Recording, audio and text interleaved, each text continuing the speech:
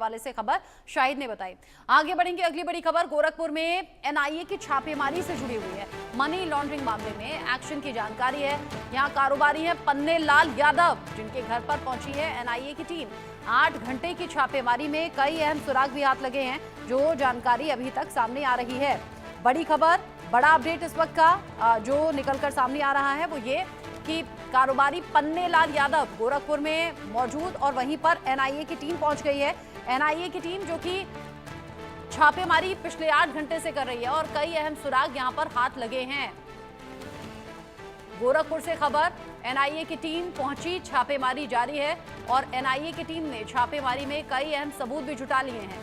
Money laundering का ये मामला है जिसको लेकर ये एक्शन है।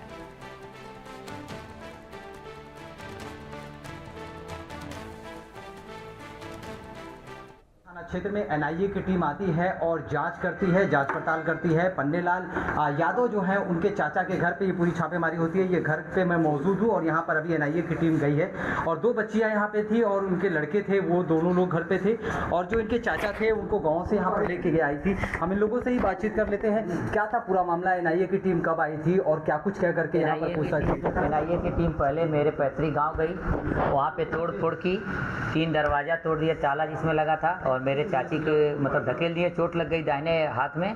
और उसके बाद हमारे चाचा पशु को चारा दे रहे थे, उस समय चाचा को उठाकर लाए यहाँ, कहें चलो तुम्हारा कोई और मकान, उन्होंने बताया हाँ गोरखपुर में आए। उन्हें इस गेट के बाहर कर दिए हैं और अंदर घुस के ये तीनों बच्चे बस थे और कोई नहीं था। इसे मारे हैं और इसे मारे हैं ले जाके छत पे।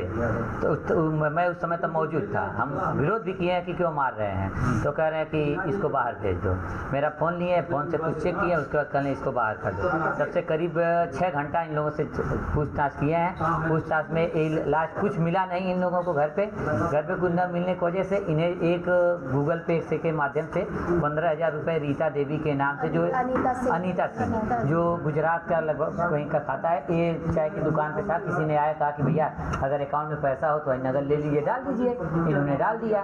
उसे 4 जनवरी का है, 4 जनवरी सन 2025 का। काफ़ी लेन देन की बात कर रहे थे, एक संदिग्ध पैसे की बात कर रहे थे, खाते में पैसा आया, बाहर का पैसा था, मनी लॉन्ड्रिंग को लेकर बात चल रही थी। पूरा क्या मामला? मेरा परिवार लंबा है, मनी लॉन्ड्रिंग कहीं नहीं। हम कभी जरूरत इसको पड़ती तो हम भेज देते, किसी इसको पर जरूरत पड़ती, हम लेन देन हम लोगों में चलता रहता है। कितने पैसे की बात है? पैसे की कोई 15,000 रुपये की बात है। और 1 लाख की बात है? नहीं, लाख रुपए अगर गूगल पे फोन पे से लिमिट 1 ही लाख है, दिन भर में 1 ही लाख होगा। हम तो कोई चोरी कर नहीं रहे हैं। तो क्या फोन पे गूगल पे पूछताछ में क्या कुछ पूछ रही थी? अब पूछताछ में कुछ नहीं है, अब यही लोग बताएंगे। बस एक ही खाते कोई पूछ रहे थे कि 4 तारीख को पैसा किसने डाला, क्यों डाला, कौन लगते हैं। इन्होंने कहा कि चाय की दुकान पे हम थे। और उसके बाद वो क्या लेके गए हैं किसी को? नहीं, किसी को नहीं लेके। हमारे जो गांव वाले चाचा आए थे, पुलिस जो आई थी खजनी की, उनके गाड़ी में बैठ के वो कहे कि हम गांव ले जाकर छोड़ेंगे। क्या कह के गए? अब यहाँ से कह के गए कि ये नोटिस है, 4 तारीख को आप आ जाइएगा। नोटिस में क्या कुछ लिखा है? नोटिस में ऐसा कुछ नहीं, ऐसा लिखा हुआ कि ये लिखा हुआ कि आप 4 तारीख को वहाँ आ जाइएगा हमारे ऑफिस पे। आप लोग अंदर थे जब एनआईए की टीम आई, क्या कह करके अंदर घुसी और फिर किस तरह से पूछताछ की, क्या कुछ कह रही थी? वो ट्रांजैक्शन का पूछ रही थी कि तुम ट्रांजैक्शन क्यों किए हो, कैसे किए हो, कौन है तुम्हारे। तो उन्हें हम बताया कि हम नहीं किए थे, मतलब ये दोनों किए थे। तो इन दोनों से पूछी, फिर बोले कि तुम सच बता दो। फिर हम बोले कि मुझे नहीं पता, हम नहीं किए हैं। और फिर ज़बरदस्ती पूछ रही थी। तो फिर वो सबके पास, इसके पास गए। कौन लोग थे, कितने लोग थे? 2 लेडीज़ थी। 2 लेडीज़ पुलिस थी। 2 लेडीज़ थी। बोल रही थी कि अगर नहीं सच बताओगे 10-15 साल का जेल तुमको काटना पड़ेगा। धमकियाँ दे रही थी और कह रही थी कि और सर से बता दो कौन है अनीता देवी। तो हम कहे पापा का ट्रांजेक्शन भेजे, तो मैंने भेज दिया पैसा। अब ये नहीं बताएगी कौन है, कहाँ से। तो यही बात तो कह रही है। अगर तुम फिर कह रहे कि तुम सारी काम, मतलब वो कह रही गुमराह तुम्हें कर रही हो, तो 10-15 साल तुमको जेल काटना पड़ेगा, जेल काटना पड़ेगा। कह रही हैं सबसे अलग रहो, नहीं तो फिर इसको कह रही है तुम मतलब इन सबसे अलग रहो, ये तुम लोग को फंसा देगी। और तुम मुझसे कह रही है तुम्हें जो सच है वो बताओ, अपनी बहन मत समझो इसको, और जो सच है वो बताओ, नहीं तो ये जेल चली जाएगी, तुम लोग को भी जेल भेज देगी। सबसे अलग अलग पूछताछ टीम की है कि एक साथ पूछताछ कर रही थी? क्या पूछ रही थी आपसे? ये पूछ रही थी कि आप ट्रांजेक्शन कहाँ किए हैं, कैसे किए हैं। इस खबर को लेकर इंडिया न्यूज संवाददाता सुशील कुमार ज्यादा अपडेट के साथ जुड़ गए हैं। सुशील, ये जो मनी लॉन्ड्रिंग का जो मामला है, एनआईए की टीम पहुंची छापेमारी में, अब तक क्या कुछ हासिल हुआ है और जिन कारोबारी के घर पर पहुंची क्या उनसे बात हुई आपकी? देखिए बिल्कुल रचना जी, मैं जैसे ही हम लोग को जानकारी मिली, हम लोग उनके घर पे पहुंचे थे और बाकायदे तकरीबन 8 घंटे तक जो है एनआईए की टीम की 4 सदस्यीय टीम आई हुई थी और यहाँ की लोग पुलिस उसके बाद वो घर पे पहुंची और बाकायदे एक एक दस्तावेजों को खंगालना शुरू करती है। उनके यहाँ पे जो लोग मौजूद थे, यानी 2 बच्चियां थी और एक उनका बेटा था, तो उन्होंने पूछताछ की और तकरीबन 8 घंटों की ये पूरी पूछताछ हुई है, जिसमें जो है तमाम बातें निकल के सामने आई हैं और कहीं ना कहीं एनआईए को कुछ इनपुट जरूर मिला था अहम, जिसके कारण जो है एनआईए पहले गांव पे जाती है खजनी में, वहां पर जो है उससे पूछताछ करती है और उसके बाद उनके चाचा को लेकर के पता चलता है कि शहर में रामगढ़ताल थाना क्षेत्र में भी एक आवास है, वहां पे आती है और वहां पे भी तकरीबन 8 घंटे तक पूछताछ चलती है और जिसमें ये भी जानकारी मिली है कि लैपटॉप और कुछ अहम दस्तावेज जो है एनआईए टीम अपने साथ लेके गई है और इसके साथ ही जो है उनके चाचा को उनके घर छोड़ने को लेकर के उनके साथ ले गई है।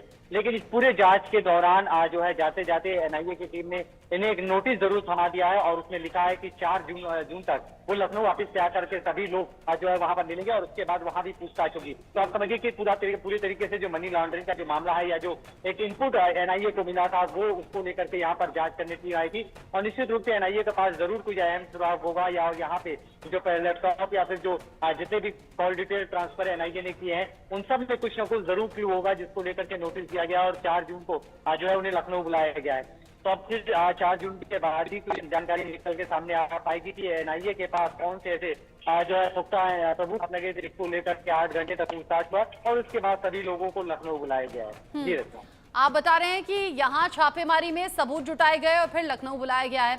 क्या अकेले पन्नेलाल यादव का ही नाम है यहाँ मनी लॉन्ड्रिंग के मामले में या कुछ और लोग भी इसमें शामिल बताए जा रहे हैं, यानी कि कोई और कारोबारी या कोई और साथी?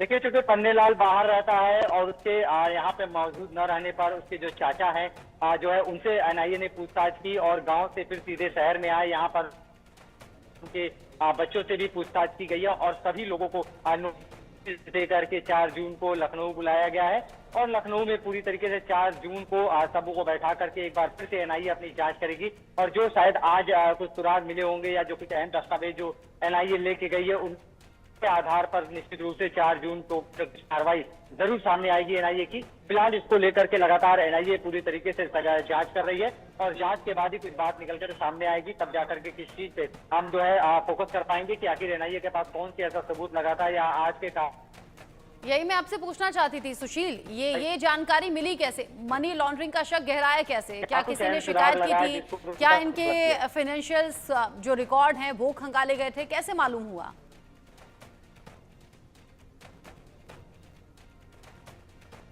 को जानकारी मिली है कि बैंक खातों के जरिए एनआईए को शक हुआ और उसको लेकर एनआईए ने जब जांच शुरू की तब जाकर के उन्हें कुछ सुराग मिला, उसको लेकर के ये छापेमारी हुई है। क्योंकि पन्नेलाल बाहर रहता है और बाहर से लगातार जो फंडिंग का मामला है, जो पैसे आ रहे हैं वो संदिग्ध है एनआईए के पूरी जांच में, तो कहीं ना कहीं उस पूरे मामले को लेकर के एनआईए जांच कर रही है और जांच के बाद जब चीजें निकल करके सामने आएगी तब जाकर के कुछ चीजें पता चल पाएंगी कि इसमें और क्या कुछ मामला है या मनी लॉन्ड्रिंग का मामला है या फिर और कुछ भी ऐसी चीजें हैं जिसको लेकर के एनआईए यहाँ पर छापेमारी की है। क्योंकि 8 घंटे तक छापेमारी होना और जब पन्नेलाल मौजूद नहीं था, उनके बच्चों से जो है पूछताछ की गई, उसके चाचा से पूछताछ की गई, तो काफी अहम सवाल है और कई ऐसे सवाल है जिनका जवाब एनआईए की टीम ही देगी और ये 4 जून को ही निकल करके